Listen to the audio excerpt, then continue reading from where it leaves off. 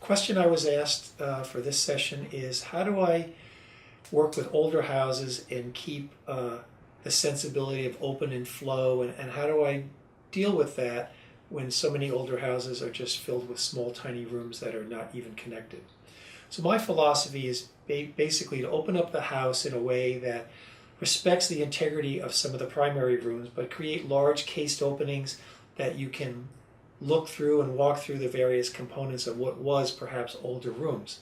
At the same token, where you have rooms that face an outdoor area, try to use that as a way to introduce French doors or porches, as a way to extend the house in a way that makes it live the way people want to live today. So the big lesson is really using large cased openings to link the various spaces together, and in doing so, it really preserves the integrity of the old house, but also makes it live the way we want to live today.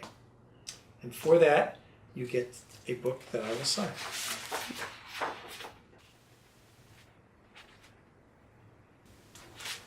Thanks so much for the question.